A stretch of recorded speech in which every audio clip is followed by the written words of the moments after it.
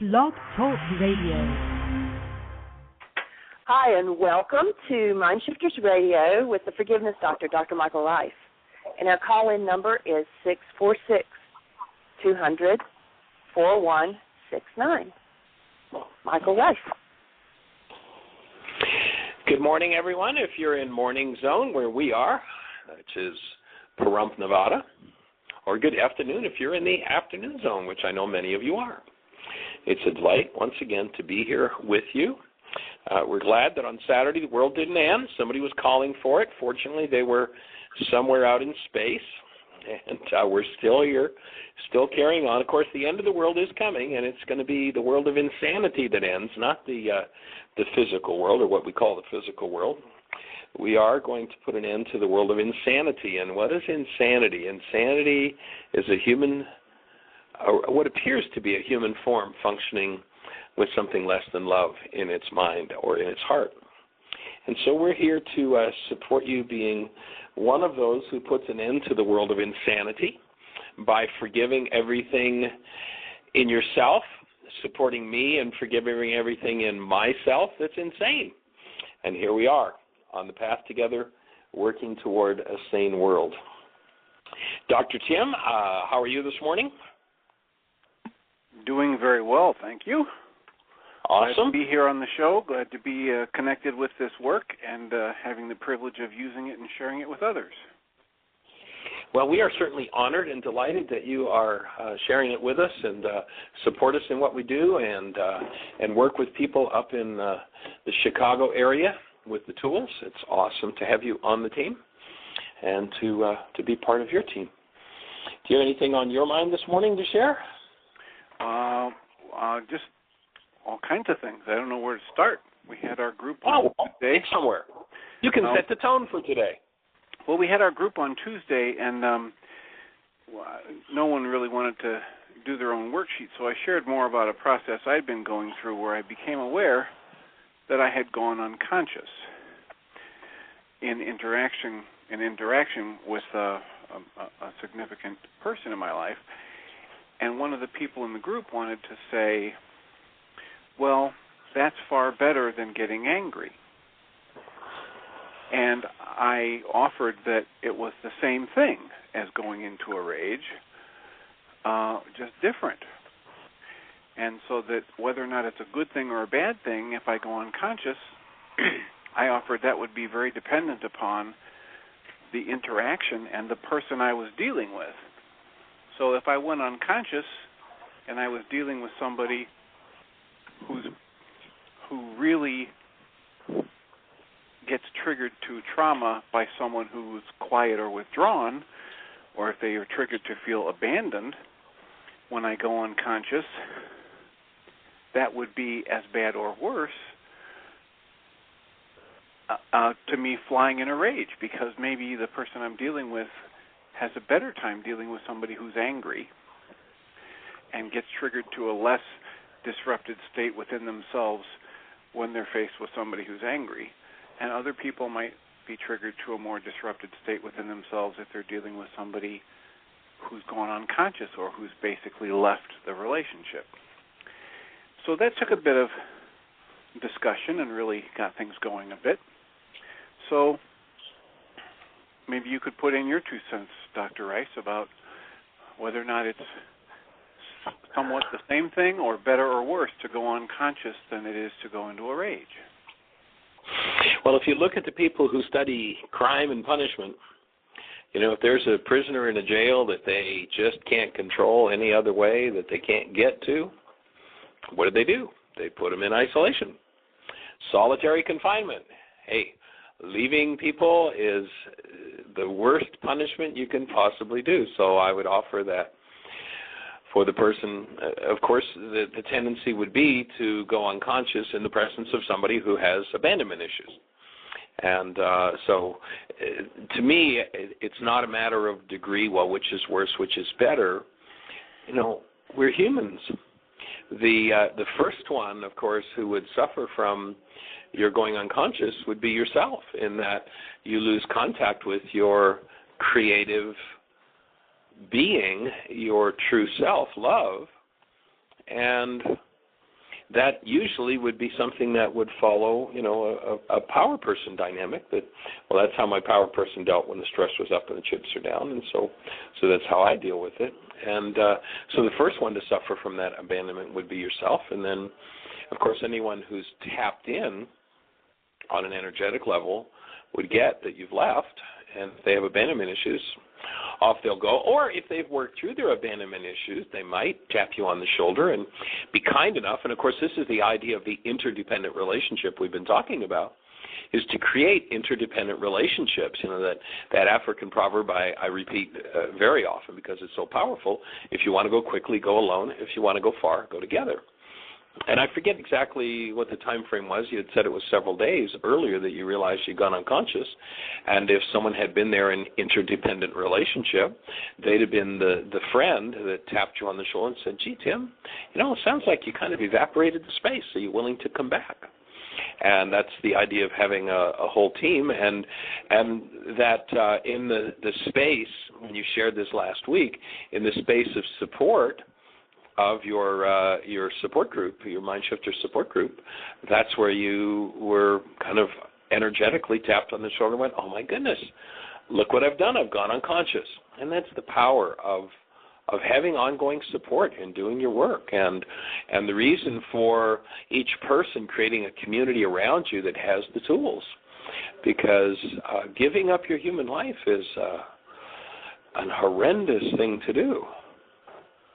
Reclaiming it is the idea of interdependent relationship, the idea of MindShifter support groups, and the support of people doing their work.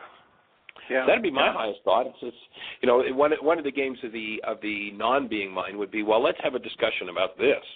Which is better? Which is worse? It's like, what's it matter? Did I give up love? Come on back. But the mind can always, you look back at some of the theological discussions that have happened over the eons. I mean, people, supposedly serious theologians, used to argue and discuss how many angels could dance on the head of a pin. And there's about as much senseless theological dialogue that goes on with people, and dogma and doctrine and stuff that is absolutely irrelevant. And people in their non-being states make up all kinds of things and then use force and intimidation and threat and the fear of hell for people who won't believe what they made up. And, someone who lives tapped in to a human life, the absolute presence of love, that lives in relationship with the Creator, love, would never make all that stuff up. But the non-being mind would, and then they'd insist that everybody be really impressed and see how important their doctrine and their dogma is. And if their doctrine and their dogma leaves people out of a direct physiological experience of the presence of the love of God in their cellular structure, then their doctrine and their dogma is useless, just as useless as the discussion is, well, which is worth, going into a rage or abandoning someone? So that would be my take. First order of business, if you go back, the man named Yeshua laid out the game, and he says, do you want to know what the law and the prophets hang on? Do you want to really understand this? Okay, here's the first order of business. Here's the first thing you've got to do. You've got to have an experience of the active presence of love in your cellular structure when you think of the Creator, when you think of your neighbor, or when you think of yourself. So, if you get that one, then everything else might fall in place. Go for it. I just had an insight while you were talking, and that is, I started to have the thought about why, or how, not why, but how for me it's so scary. It brings up fear when I start to look at getting rid of the defense, whatever it is, whether it's the unconscious, going unconscious, or going angry, or being hurt. And then you went back and said this again about the first law is holding the nature of love. Well, when I'm going unconscious, that's my system's defense mechanism. That's me doing an action in my thought. When I get angry, that's me doing an action in my thought and my behavior. When I reconnect to my source as love, I didn't create myself. I didn't create the source. So this is really about letting go and being acted upon rather than being the actor. And that, for me, is where the fear comes in. That's why it's so hard for me to just go to somebody and say, oh, I just realized I've gone unconscious. I'm going to try to not go unconscious and actually feel what comes up for me and own it and dismantle it. Because I don't get to decide what's going to come up for me. I don't get to be in control of what comes up. I only have a choice about how to respond to it. And I don't get to decide that my source is love. I don't get to create the love. I just get to be acted on by it. And this means I have to give up all of that dream of separation and all of those beliefs I've built about how I'm doing this or that or the other thing. And of course, that love won't act upon you until you invite it. It's giving you free will. It says, if you want to be in your drama, in your trauma, your unconsciousness, whatever, I'm just going to stand back and be here. I will not activate the love that transforms everything. You have to do that. That's up to you to do. And if you do that, then I will act upon you. That's a great insight. I will act upon you. But if you don't, I'll just stand back and be a neutral observer, neutral part of the space. You have the free will, and everything you've decided to put in your field, baby, it's yours. You're welcome to it as long as you want. And, it's interesting that in the world today, one of the big buzzwords is self-esteem, self-esteem, you've never heard one of the masters who said, just pat the little boogers on the head and tell them how wonderful they are and give them self-esteem, then everything will be okay. No. The solution was in source-esteem. Do we have esteem for the active presence of love that created us and put us here? And yes, when we make the choice to say, all right, I've had enough of this, I don't know how to deal with this, will you act upon me? And that's, kind of the ultimate giving up of control. That can be scary. Well, it's generated a great deal of fear as I thought about sharing the content of the worksheets and the process with my significant other. And that fear kept getting stronger as I approached the time when I might do it. And then, of course, all kinds of things got in the way that made very nice excuses for not doing it. So I finally decided I needed to write it out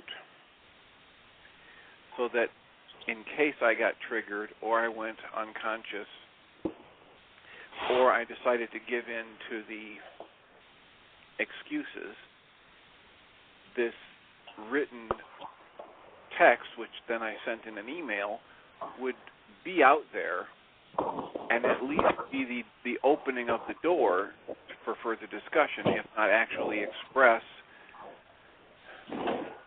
all those things I was afraid to express, or at least a few key pieces. So it's been very, very powerful this past couple of weeks trying to first recognize that I'd gone unconscious, secondly recognize why, how, and what was the dynamic within me, and then third, actually communicate that to the person that has been most affected. That's powerful, and fortunately, we don't have just one tool. We've got a whole toolbox full of tools, and that can be a great space when there's that kind of fear to start out with, say, for instance, something like speaking the commitment. And in speaking the commitment, that last paragraph, if anything less than love comes up, I'll hold this in my heart and listen, as we each learn to speak, experience, and be responsible for our own realities. And to express that I need to speak, experience, and be responsible for some realities that are in my mind, would you hold the space to assist me in dissolving them if they're not true? And I'm suspecting, since I've got fear about them, they're not true.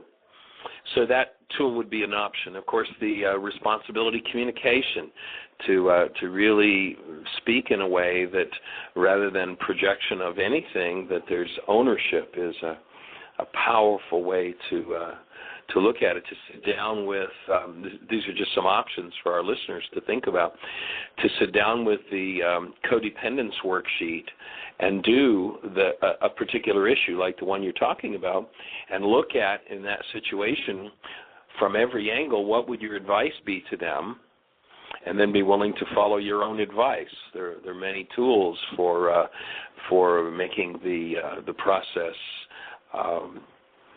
more effective in producing what you want to produce, and that is the space where any realities the other person has that are unlike love are able to safely surface. Any realities that you have that are unable to surface, for them to safely come forward.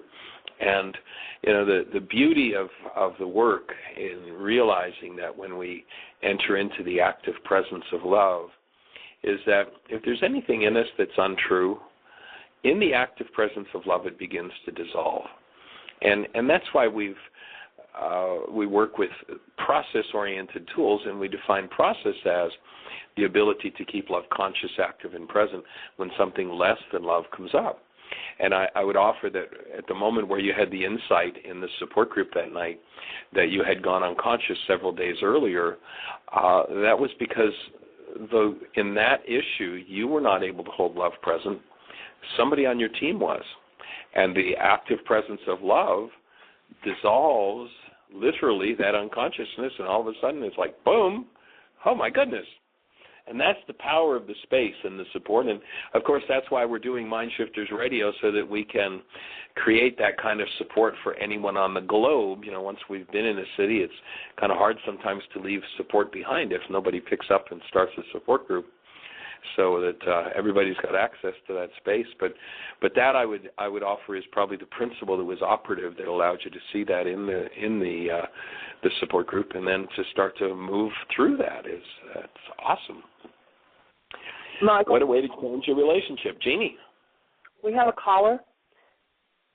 Yes. 954. I think that this might be Nene. Yes, cool. Hello. The conversation, and let's see how Nene is doing today.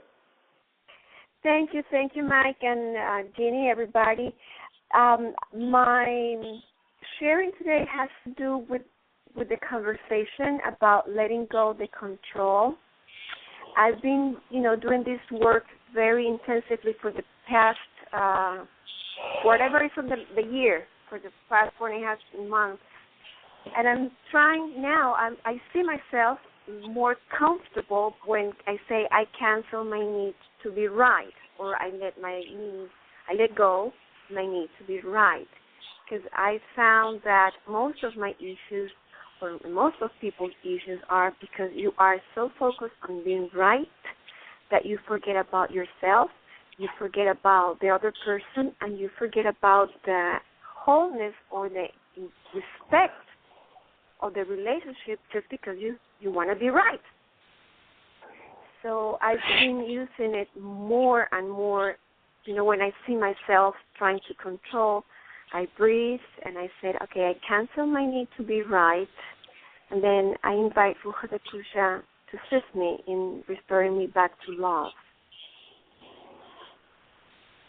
Well, that's a powerful piece in the puzzle, and a great insight, Nene, and to recognize the when we look at the idea of the 9-bit mind, that there's some Harvard research that says that in a time frame where 10,000 brain cells fire, the max amount of information that goes into my reality in that moment is 9 bits. And once the 9 bits full, and as you're saying, if it's full of the need to be right, there's no room for anything else. And to be willing at every instant that there's any form of hostility or fear to empty that 9-bit mind, to collapse whatever it's focused in, gives us access to truth in ways that otherwise just not available. Yes, I find that, and it's very interesting for me to see that in my relationships in the past, when I see all the worksheets that I've done, and I look into the number 3, it's about the goals you have for the situation or the person, and when I see that, it's a lot about that being right, and that causes more confrontation, that creates more hostility, and when you're able to let it go, I feel now like a more peaceful inside of me, and I can also let the other person or the situation to unfold in greater ways. Well, you're doing your work, woman. That's awesome. That's exactly what we're here for. Yeah. So thank you for this. You are absolutely and delightfully welcome. We're glad to be sharing the process with you and to have your insights into it as you diligently move forward. Yep, thank you. All right, blessings. Thanks for the call in.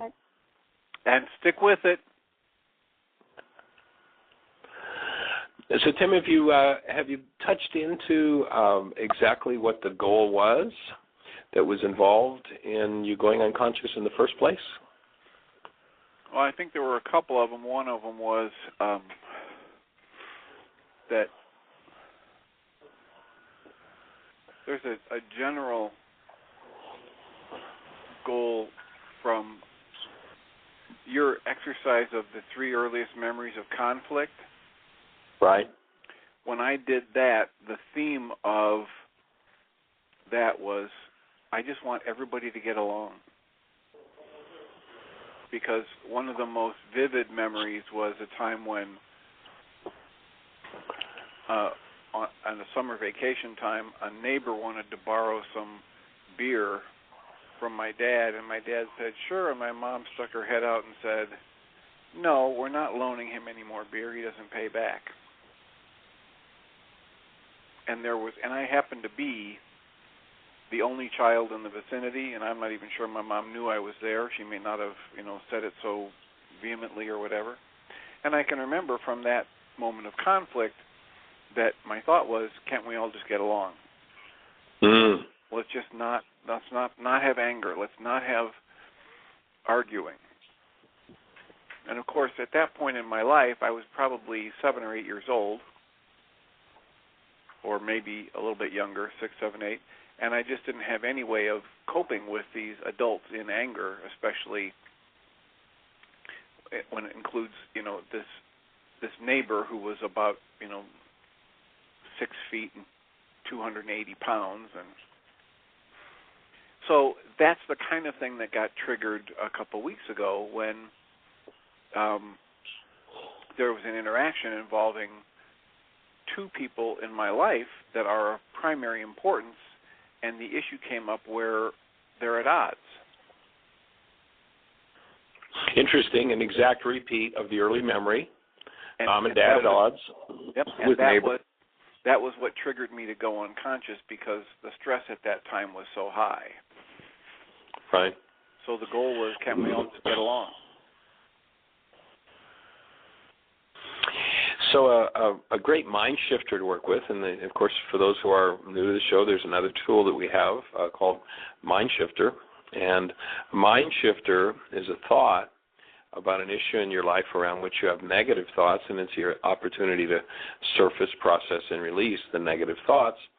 And what you do with the Mind Shifter is you take the idea of the Mind Shifter, you put a page into it. On the left side of the page, you write the Mind Shifter.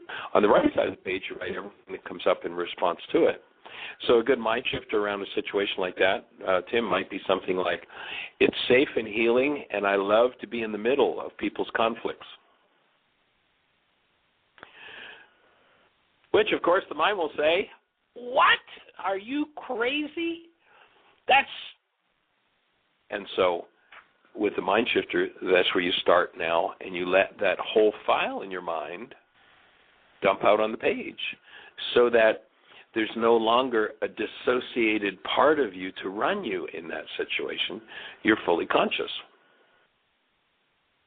And so, another tool that could be used in a situation like that might be that mind shifter. It might be a fun one to write, Tim, and see what comes up for you. Okay, I'm writing it down.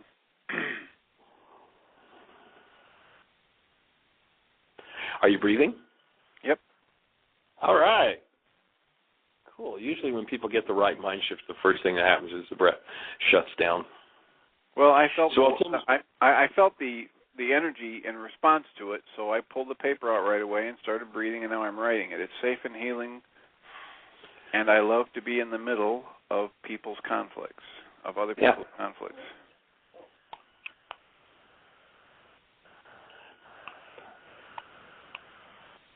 All right.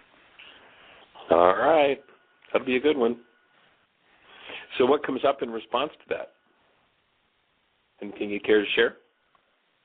I'm unconscious right now. I mean, nothing real big except a little tightness in my chest, and I'm breathing, and I'm writing out the mind shifter. I mean, cool. the first thing at a conscious level that comes up is, that's not going to be an easy mind shifter, because my whole life experience has been the opposite of that. That it isn't safe and healing. It's very scary, and at times even dangerous. Later in life, as I did a lot of different working in a lot of different situations where people were physically aggressive. So that's going to be a powerful mind shifter. It'll be a good one. Cool. Right on track. Jeanie, while Tim's contemplating that, are there any conversation in the chat room to be aware of, or any other callers on the line? There are no callers waiting right now, but something that came up in the chat room reminded me of something else. But the comment in the chat room was about going unconscious, and that is actually can be an addiction, a way, I guess, of escaping from having to look at something. And that made me think of the young lady in Pahrump that we were working with that made the statement about joining the service, that it might be easier just to go unconscious. Yeah. Yeah, she had started doing her work, and some big stuff came up. We talk about the four things that happen when somebody starts to do their work, and one of them is that the people around them in relationship love what's happening to them, and it's like, gee, I see you doing something that's really working for you, looks good on you, and I want some. That's the first response we see. Second response is, gee, I can see you're doing something that's really working for you, looks good on you. I'm not interested, but I'll support you. The third response, and what had happened as she was making these shifts and changes in her life, was her dad did the third response. And the third response, when somebody starts to do their work, is, I'm really peeved that you're not controllable by me anymore, and I'm going to crank the heat up until I can get you back into the place where I can control you through my hostility and fear. And that's exactly what had happened. And just the stress involved in all of that. And her thought was, I'm going to go join the military and just, I know I'll be beaten and battered and abused in training and such, and I'll just go unconscious for the rest of my life and forget it. Whew, what an option. I'm going to give up my human life because I don't want to deal with this issue. And, wow. Excuse me, Jeanie, go ahead. No, what I was just going to say, you said you were talking about control earlier. That was amazing, too, because one of the things that she's trying to escape from is control in her family, and she's going to get right into the Army or whatever, and that's ultimate control there. Oh, you're not kidding. You're not kidding. It's like on some level she was willing to go from the frying pan to the fire in order to just become oblivious in her life and not have to deal with her life and not have to be responsible for her life. It's like what a way to cope with something you can't deal with or you don't have the skills at the moment to deal with, is to give up your whole human life. Wow. And that's one of the pseudo-solutions, from our codependent conversation, if you remember. One of the pseudo-solutions is, well, I'll just go along with the way people do it and just go unconscious. I'll just go blotto and forget it. I won't effort doing anything that I know I need to be doing. I'll just, kick out as though that could solve anything. Fortunately, there's this little thing that Yeshua said 2,000 years ago. He says, once you put your handle to the plow, there is crazy glue on the handle. Once you know, you can't ever not know. So that's one of the fortunate things about it. But she certainly, if she does that, and I think she maybe was rethinking it, she certainly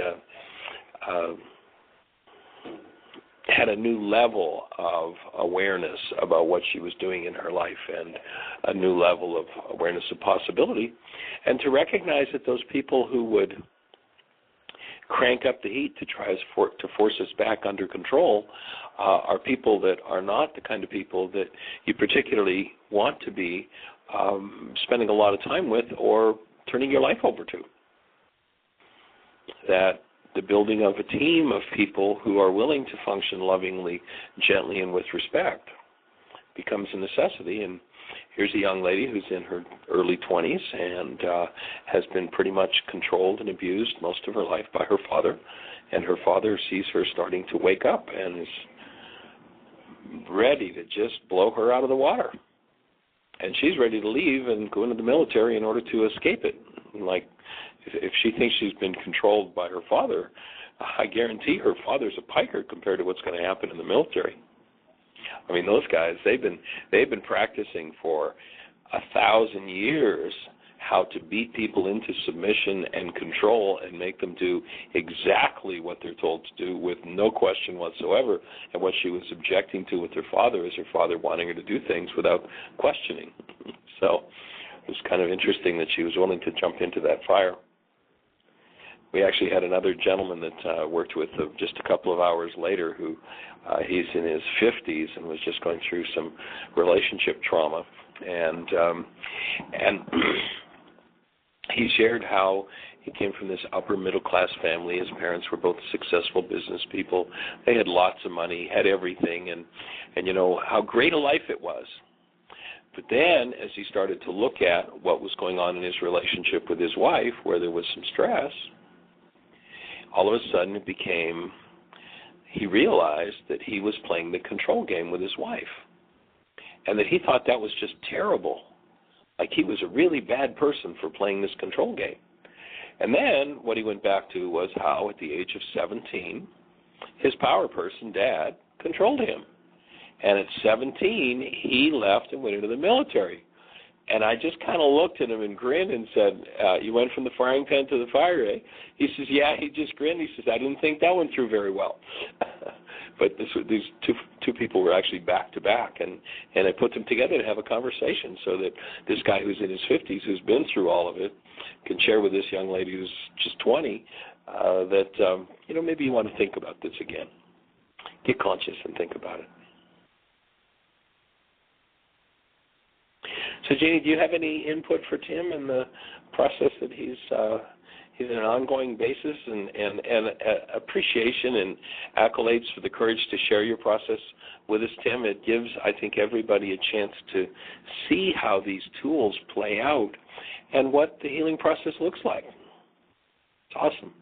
You're entirely welcome and deserving. There's a question in the chat room. It asks, is Ruka that Michael speaks of the same as the Holy Spirit in ACIM?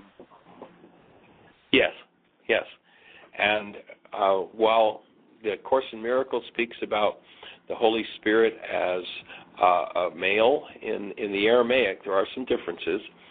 In the Aramaic language, Ruka the Kudsha, the word Ruka or Rucha represents elemental forces in Aramaic. Earth, air, fire, water are elemental forces. And then there was one particular one that was spoken of that was called Rucha de Kudsha. That word Kudsha comes from the word kosher, which means that which is proper.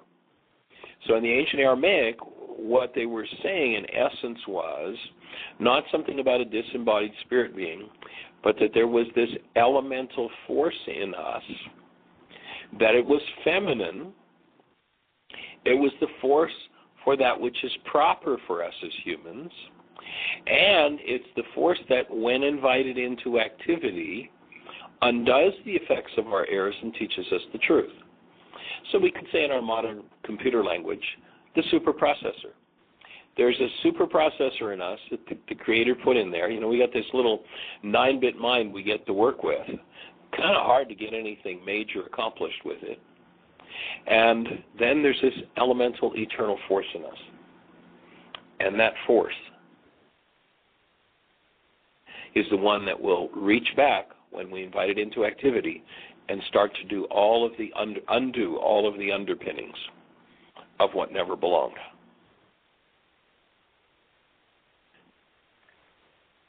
Major key to healing, because in our own intellectual capacity, the ability to reach into the depths of our genetics and the depths of our life history is pretty limited.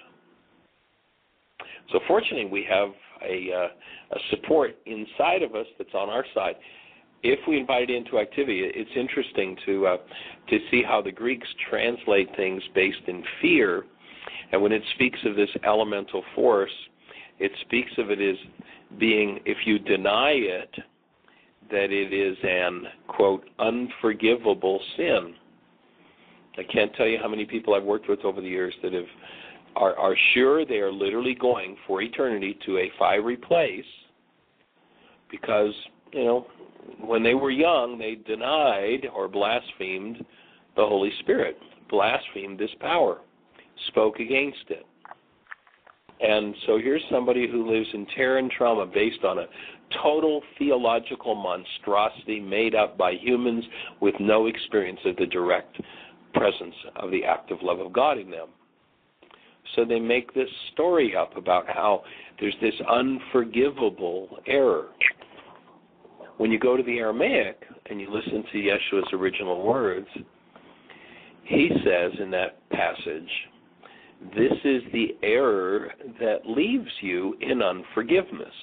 In other words, you don't have the processing power to go through this issue in your own 9-bit mind.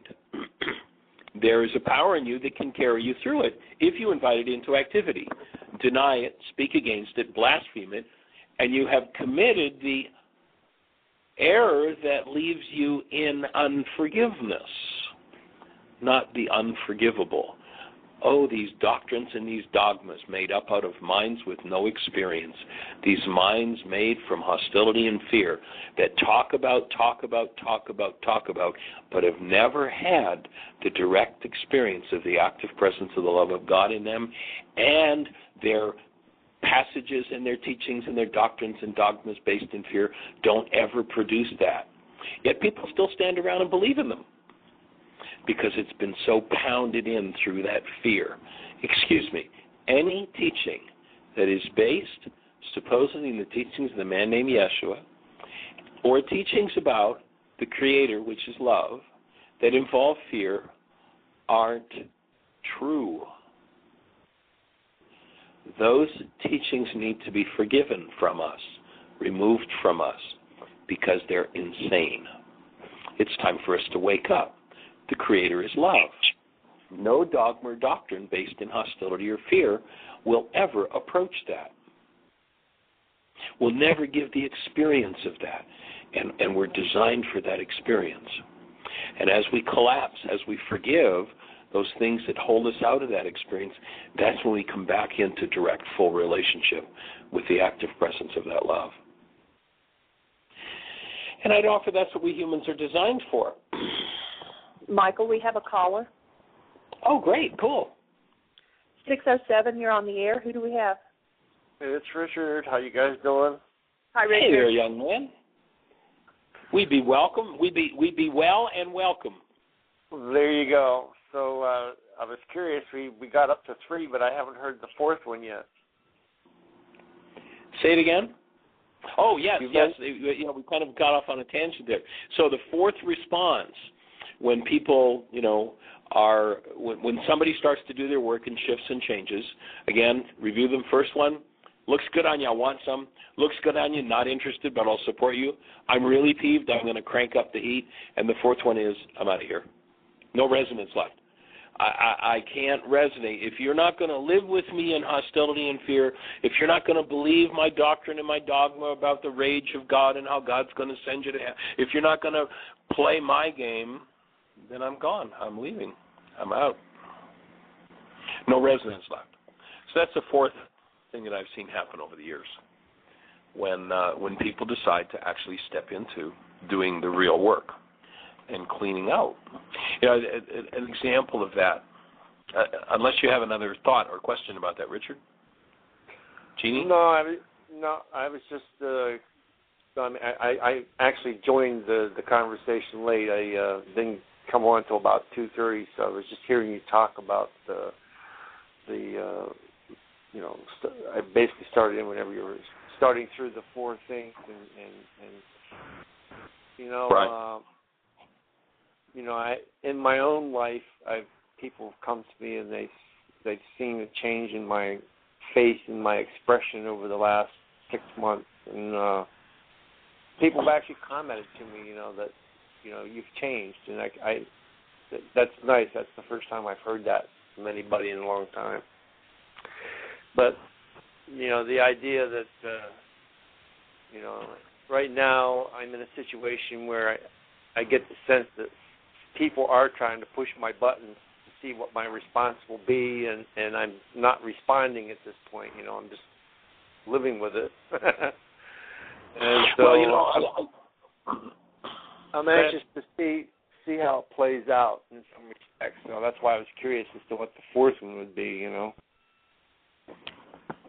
I think a lot of times, especially authority figures, know that, whether it's cognitive or not, but they have this knowing that if they can get somebody into enough hostility and fear, that person's going to be predictable and controllable, and then they can direct them where they want them to go. And so when you start to undo the realities, and I believe this is one of the core reasons why forgiveness was disappeared from planet Earth, because authorities who took over the teaching, it purposely instilled things to control people, and of course if they turned around and told them there was a tool with which to remove the things they'd instilled, they'd be kind of frustrating their own purposes, so they made up a story. Forgiveness is, they did something terrible, you just let them off the hook. You forgive them. Which of course leaves whatever that authority has put into your mind to control you intact.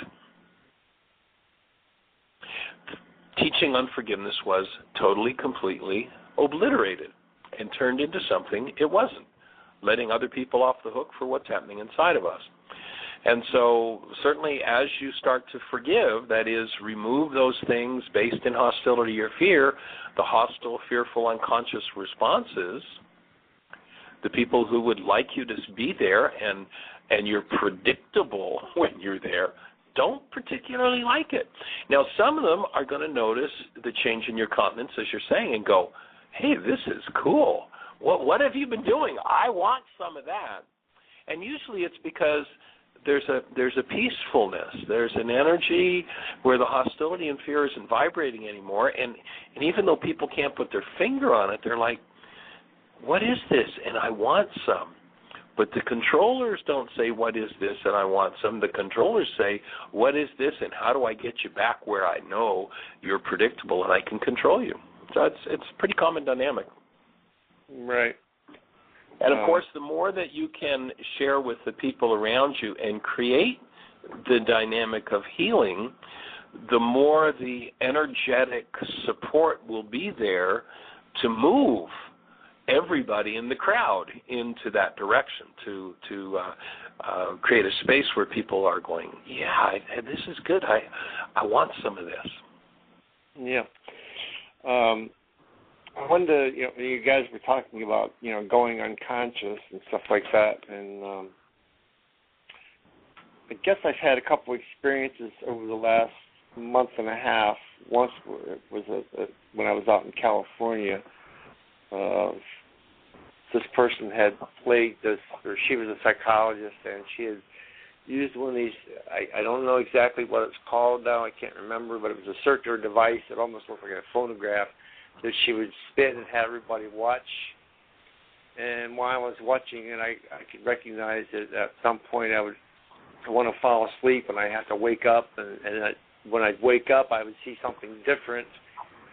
But, you know, I would catch myself falling asleep, and so that was an interesting experience. And then this past weekend I was at a myofascial release seminar, and I'm not sure if you know much about myofascial release or what John Barnes does or anything, but you know, he talks a lot about unwinding, you know, and yes, and I'm not sure, I haven't seen how people unwind with your work, but one of the I found myself falling asleep on the table when they were working with me a couple of times, like totally gone unconscious. I didn't even know what happened while I was on the table, you know. Right. Yep. And that's pretty common. And I don't know whether that was just me falling asleep, or really just what I guess what I'm asking is, what would you say about that situation where here I am, somebody's working with me, and I totally fall asleep during the session. Right.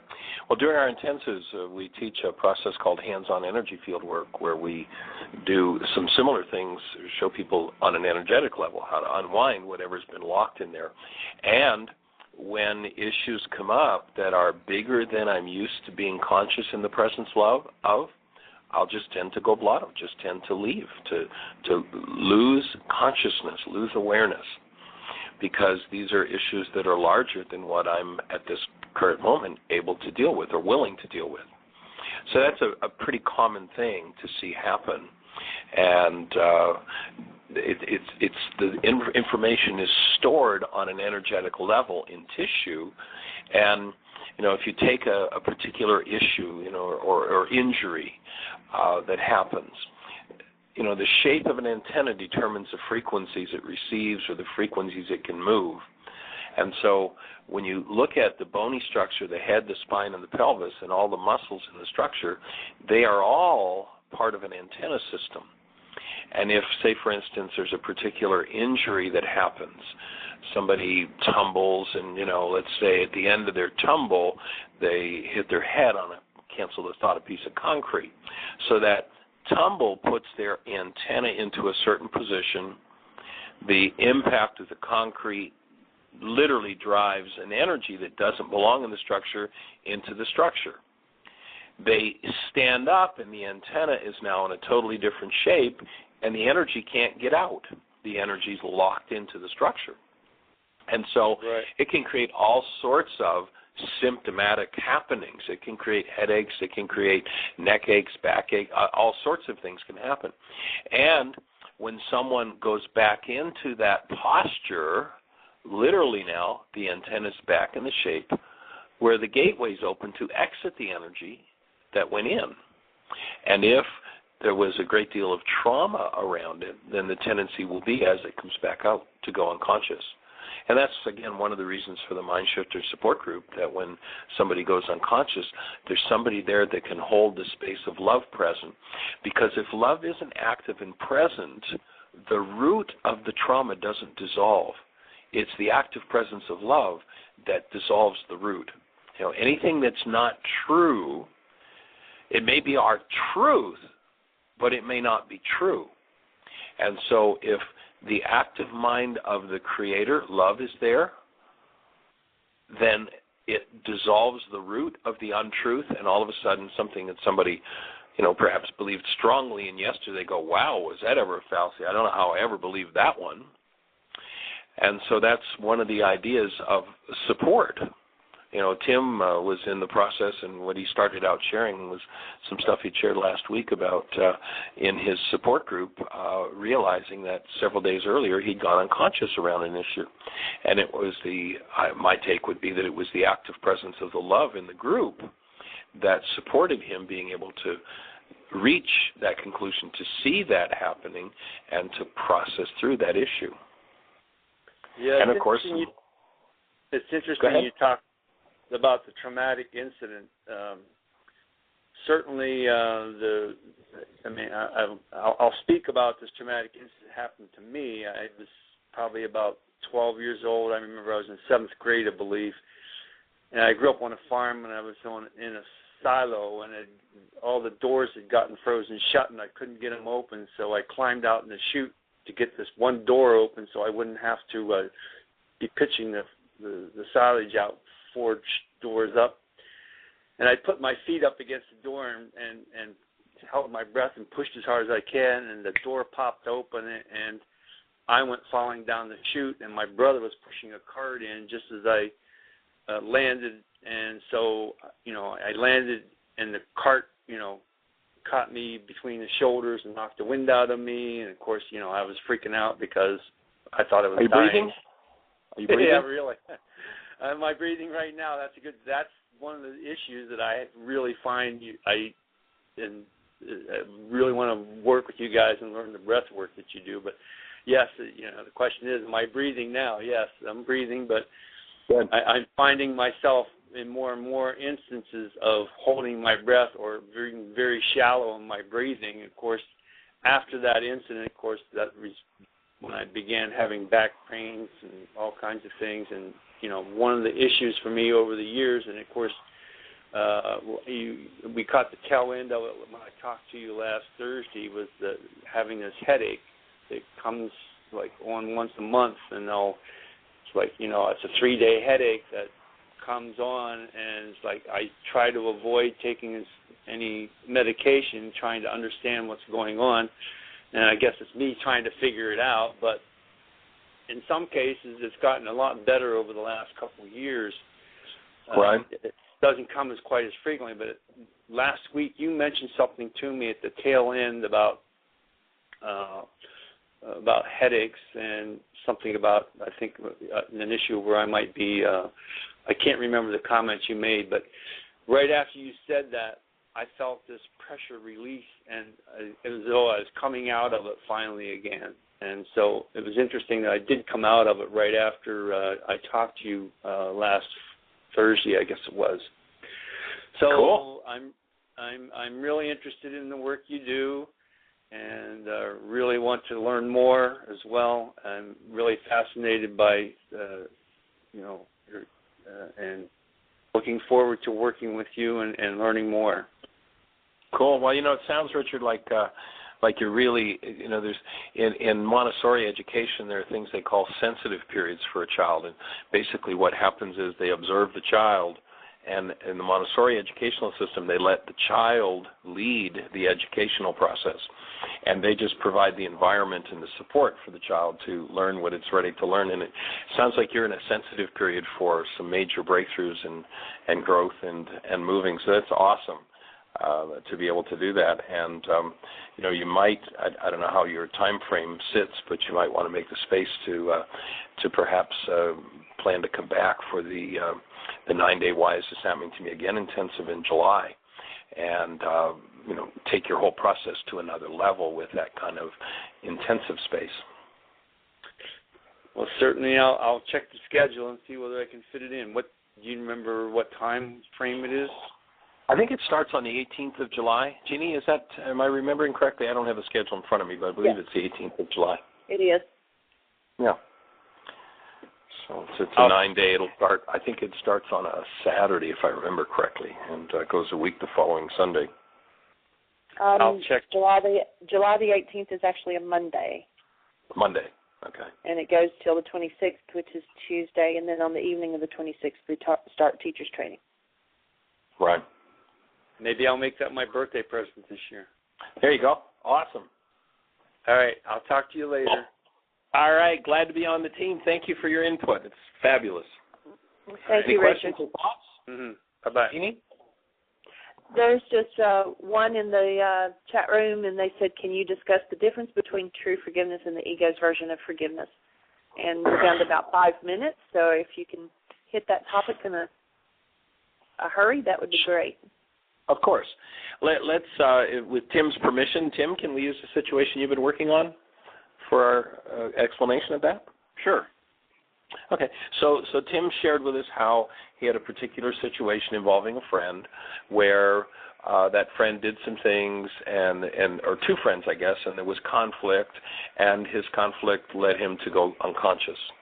Now, and we usually go unconscious because there's some kind of internalized pain. And, he shared how when he was a kid in his 3 early memories exercise from the Healing Through Relationships, he touched into mom and dad and over a neighbor having a conflict, and why can't we all just get along? So the ego's form of forgiveness, let's say, for instance, for the kid of 8 who's watching mom and dad, dad says we're going to loan our friend something, or mom says in a kind of a vehement voice, no, we're not, they don't pay back. So forgiveness would be, I was in pain over that. I'll forgive you, Mom, for that. I'll forgive you, Dad, for that. I'll forgive you, neighbor, for that. And then come, 40 years later, 2 friends have a conflict, and Tim has, this experience of going unconscious and being in disturbance about it. So the ego's form of forgiveness would be, well, I'll just let them off the hook. I'll forgive them. That form of forgiveness, or it isn't forgiveness, that form of pretending that's forgiveness leaves one in the place where they've reinforced the internal dynamic of the turmoil and the pain, and they're going to get to do more of it. They get to live the title of my book, Why Is This Happening to Me Again? So that's the non-being's mind's form of forgiveness. I'm going to let you off the hook because I'm in turmoil or trauma. Being, the Aramaic form of forgiveness, what Yeshua taught 2,000 years ago, is here's how you end the cycle of why is this happening to me again. You forgive from your heart the wrongs of your brother. So the 8-year-old boy watches mom and dad in conflict over neighbor and makes up some pain, and the pain is about mom and dad. Not me, it's about mom and dad. Look what they're doing. 50 years later, 2 friends are in conflict. The pain is about what they're doing, so I'll forgive them.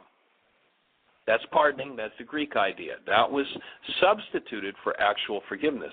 In the Aramaic language, again, Yeshua would say, you must forgive from your heart the wrongs of your brother. In other words, the pain, the turmoil, the trauma that you've got going on inside of you, that every time you see someone going into conflict, you think the conflict is out there. Forgiveness is how you collapse that part of your mind that's been running you around the idea of conflict since that original event. You crack the dissociated mind. You crack the hidden part that holds your pain. You reach into yourself and you remove that pain. Richard just shared how, as he was on the phone on the call last week and was sharing that he had this headache. We did a little bit of processing, and he did some forgiveness. And he said, he got off the phone, his headache disappeared. He forgave. That is, he reached into himself and removed the energy that didn't belong that created the headache. So that's what forgiveness is about. Nothing to do with letting others off the hook. That's a Greek idea of pardoning. Forgiveness, and for those who are new to the conversation, and maybe this seems kind of like, whoa, where is this coming from? You can go to the website, www.whyagain.com. On the right-hand side, there's a link that says Download Worksheets. Jeanie, thank you for putting it there. Click on that link, and then the first 2 items under that link, one is New Aramaic Discoveries on Forgiveness. It's a new chapter from my book, Why Is This Happening to Me Again?, on the forgiveness process and how to do it. The second link is a reality management worksheet, a 7-step worksheet process for how to manage what's going on inside of you, a skill we invite you to practice in your life is that of being able to reach inside yourself and remove what never belonged in you in the first place.